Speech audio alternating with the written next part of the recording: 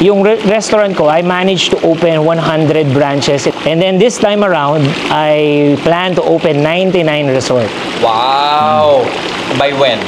Like kung kaya natin ng less than 5 years or 10 years from now. Hindi naman tayo nagmamadali, pero kung may opportunity makapagbukas tayo ng ganung karami, bakit hindi, di ba? Hindi, tama. Bakit kailangan na maramdaman? Bakit yun ang gusto mo? So today guys, pupunta ang TV5 dito sa 99 Cabin Resort and ipapakita natin sa kanila kung gaano kaganda tong lugar natin. And at the same time, pag-usapan na rin natin yung mga business partnership offerings natin and kung ano yung mga plano natin in the future. Tara! Para sa mga kapatid natin sa Manila na naghahanap ng mabilisang getaway na Malabani-inspired, hindi nyo kailangan bumanap sa malaki at bumiyahe ng matagal dahil meron mga private resort na kaya nitong 99 Cabin Resort. Yun yung power ng real estate. Kung cash flow papasok sa'yo, tapos paparentahan mo lang siya, then pagka by the time na tumaas na yung value niya, pwede mo na rin siyang ibenta. At sa totoo lang, ang property naman, marirealize mo lang din ang income potential kapag ginamit mo siya pang-earn. Diba? Hanggat hindi mo siya binibenta, stagnant lang siya na property. Pero kahit na iwan mo lang siya dyan, bumili ka lang ngayon, may value pa rin. 10 years, 15 years after, may value, mas mataas na yung value niya. Oo, pag binenta mo. Nakita ko yung potential, then nakita ko ang laki pala ng earnings compared dun sa mga traditional rentals ko like condo and warehouse. Or apartment. Oo, sa condo, paparent ko siya ng 30,000 to 35,000, isang buwan na yun. Sa warehouse, 80,000 to 120,000, isang buwan. Pero sa resort, kaya mo siyang kitain in just less than a week or just 2 days. Oo, depende sa accommodation rate mo per day. Okay. Siyempre, with my experience sa restaurant business, ay marketing strategy. So, kung paano ko siya napadami, ganun din yung ginagawa ko dito sa business na to. Which is? Through marketing. So anong style ng marketing ang ginamit mo for resort? Kasi number 1 ngayon, social media. Yun. Social media marketing, yun naman talaga yung pinakasikreto eh. Nowadays, kapag di ka nag-social media, hindi ka kikita. Sa kahit anong business. Sobrang nag-bombay yung una. Sobra. Kasi ito, nung binuksan namin, talagang tuloy-tuloy yung, kahit hindi nga ako masyadong mag-effort, with normal posting lang sa social media, may nagbubook. Laging meron. Kaya yun na, nung nakita ko yung potential, okay, sige, seryosohin ko to. Kaya ito na. Sunod-sunod na. So ano naman nangyari? Etong pangalawa, nung nabuksan namin to, hindi pa siya actually nag-fully operate. Sinisimulan ko na yung pangatlo. And then, in-open ko na rin to for business partnership. So, anong model ng business partnership mo? It's open for co-ownership. So, it's just like a business partnership na if you're willing to be part of that resort, kumbaga, sama-sama tayo ng capital, edi magbubuo tayo ng isang resort. Okay. Tapos, share din. Depende sa share. Yun ang dun sa income. Sa income, share din. Kung magkano yung share mo, ganun din yung makukuha mo. Okay din. So, inopen mo siya for partnership? Inopen ko siya for partnership. And at the same time, pwede rin nilang i-franchise yung resort business. Oh, wait, talaga? Parang ngayon ko lang narinig yung franchise na resort. First, kasi... Yun, how does that work? Kung paano yung system ko on how I manage my resort, ganun din yung i-apply ko sa mga magpa-franchise. So, since ikaw, kunyari, interested ka na magkaroon din ng sarili mong resort, pero hindi mo alam kung paano, ako na yung tutulong para sa'yo. Dahil since ako naman yung, kumbaga, ako naman yung experience dito sa business na to, tutulungan kita i-manage yung resort mo. Ganun. So, kung gaano kaganda tong resort na pinapakita natin dito, ganun din, or mas maganda pa. Dapat. Depende kung ano rin yung gusto ng mga client. Pero ibig sabihin, malaking puhunan din yun.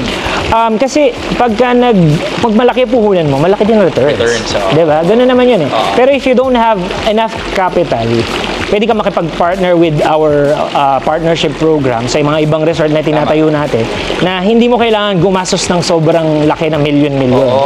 Alam mo kanina, ang lagi kong iniisip before pag magbubook ako ng Airbnb or ng any private resort, lagi kong priority probinsya. Diba?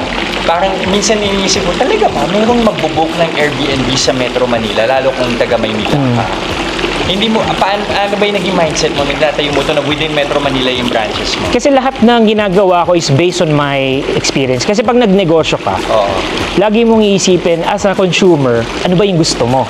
Like for example, kami ng family namin, ayaw na namin lumayo. So ngayon sabihin ko sa kapatid ko, hanap ka nga ng hotel ng resort na pwede nating rentahan within Metro Manila para hindi na tayo lumayo. Kasi ganun din naman eh. Lalayo ka ng Metro Manila, punta kang Bulacan, punta kang Pampanga, dating mo, same lang din naman, private din naman ang kailangan mo. Bakit lalayo ka pa kung meron naman dito sa Metro Manila? Hindi ka pa gagastos, hindi ka pa mag-spend ng oras sa biyahe, hindi ka pa mag-spend ng pera sa gas. Tsaka ang reason mo bakit ka pupunta sa mga ganitong lugar is to relax, to chill. Tapos kung babiyahe ka ng 3 to 5 hours, pagdating mo doon pagod ka na, nagsayang ka na ng oras. At least dito, pag dito sa Metro Manila, within 30 minutes to 1 hour, nandun ka na sa... So in short, napapansin mo ba, karamihan sa mga bisita mo, taga Metro Manila rin? Lahat halos. Lahat. Yung iba sa province pa nga, nagulat nga kami, nagrenta sa amin. Antipolo, Rizal, o sa may Taytay, dumadayo pa dito kasi nagustuhan nila yung place eh. Oo.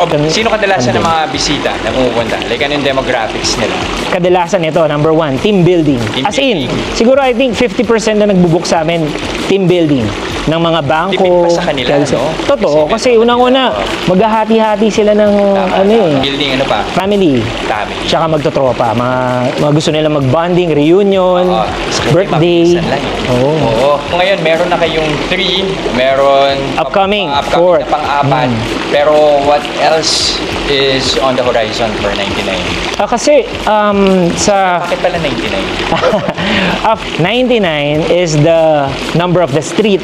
Okay. So, yung street number dito is 99. And then, yung restaurant ko, I managed to open 100 branches. And then this time around, I plan to open 99 resort. Wow! By when? Kung kaya natin ng less than 5 years or 10 years from now. Hindi naman tayo nagmamadali, pero kung may opportunity makapagbukas tayo ng ganung karami, bakit hindi, di ba? Hindi, tama. Bakit kailangan na maramdaman? Bakit yun ang gusto mong mangyari? Siyempre, aside from yung business is doing good, gusto mo rin mag-open ng opportunity sa mga Filipino na gusto rin magkaroon ng sarili nilang business. Na, kumbaga parang magpa-practice sila into investing into real estate. Right. And then by the time na meron na silang sapat na pera, makapagtayo sila ng sarili nila. Di ba? Kasi if you partner with 99 Corporation, para ka na rin naging part owner ng isang resort na sarili mo. Kasi if you become a business partner, kung tutusin, part owner ka na rin talaga ng negosyo. Tama. And then by the time na ready ka na mag-solo at kaya mo, meron kang sapat na capital, pwede na din, diba? So, ibig sabihin nun, pag ganun marami, imagine 99 na resorts ng 99 cabin resorts, it's going to be a brand for cabin resorts. Ganun ba yung goal? Gusto ko kasi na mga family, friends, gusto nila mag-stay into one place para mag-bonding, stay overnight. Ang gusto kong tumatak sa isip nila, doon tayo sa 99. Automatic. Automatic. Kung saan mang parte ng Pilipinas, kung makakapagbukas tayo ng 99, bakit hindi? Okay.